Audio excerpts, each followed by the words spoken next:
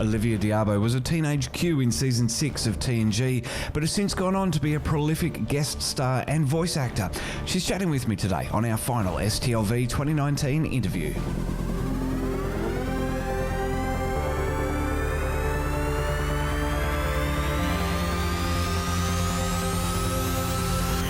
Now in its 7th year of podcasting, this is Trekzone's Vegas or Bus Tour with your host, Matt Miller.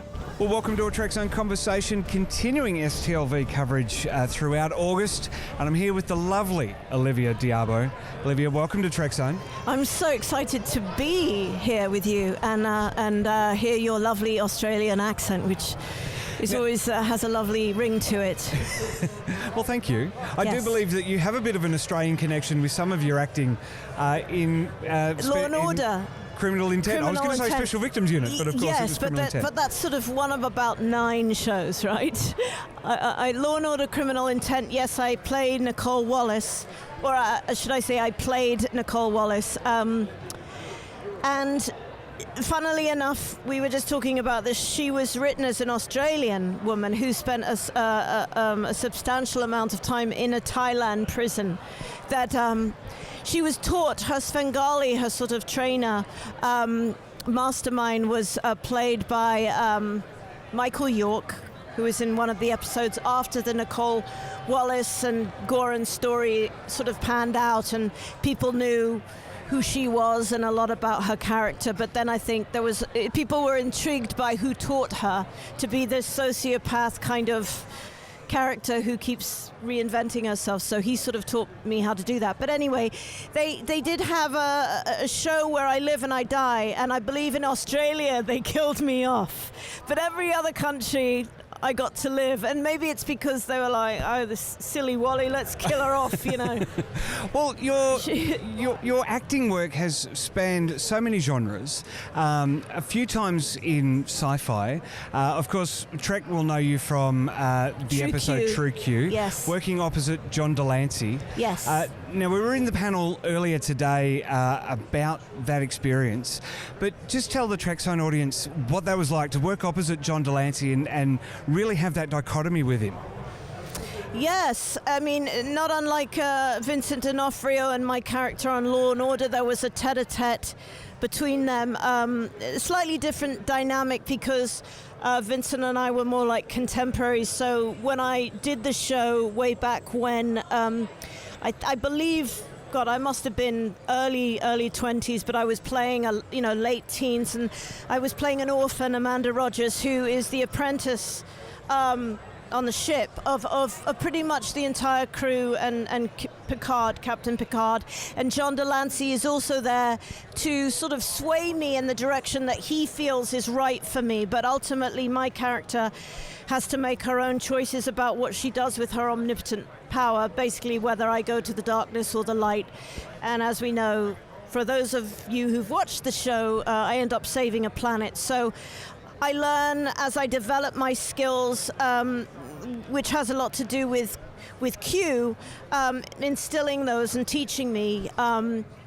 I do decide to go toward the more positive way of using my powers. But yeah, it was great to work with John, and funnily enough, he warned me years ago, that a day would come where we would be in Ireland or Germany or wherever, and that people would still remember this episode and that we would be part of Star Trek history. And I said, really, John, from one episode? I find that hard to believe. He goes, oh no, you wait, the shoe will drop, the day will come. And he was so right. And yeah, I was in great company with all the actors, with LeVar and obviously Jonathan Frakes, who subsequently then worked with as a director on Twilight Zone.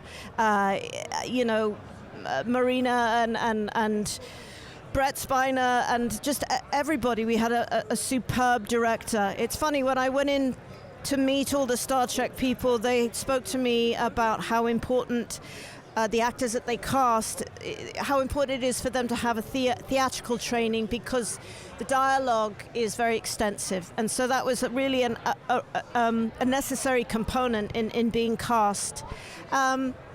But I just felt very fortunate to have grown up with Star Trek with my brother and watching all those amazing shows about space and science fiction, and eventually being part of that in my own little way.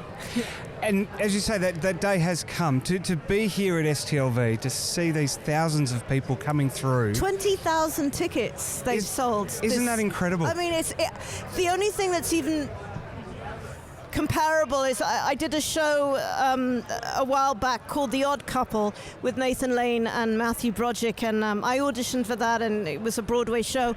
We sold out $20 million before we were even in rehearsals for that, because Nathan and Matthew Broderick had come off the producers, so they had that demographic already carved out, and they were sort of this dynamic duo on Broadway. But yeah, 20,000 tickets is pretty amazing. I mean, people are coming from all over the world for this particular convention, especially I think this year because of Lower Decks being done in animation and the new Picard show, and you know, not unlike Star Wars, which I've also very honored to have been part of, playing a Jedi, another kind of omnipotent character.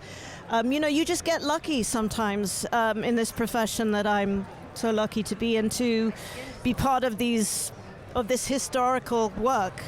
I did want to ask you about Star Wars too, because as we mentioned off air, you know, your Padawan betrayed the entire Jedi Order. So, as the Master, how do you feel about that? Well, I mean, you know, it's not an uncommon thing, funnily enough. There's a lot of betrayal going on in that universe. Yes. And I think my character Luminara is pretty stern, and she's sage, her sage wisdom. She's there to serve as a teacher to Padawan, and I think, you know, it's funny in life, you know, you have, let's say, teachers, acting teachers, where you learn everything you can from a certain teacher and then you have to move on. And I suppose, I mean, that's not the level of betrayal that Padawan did to Luminara on Clone Wars, but it's similar. It does happen in life, I think.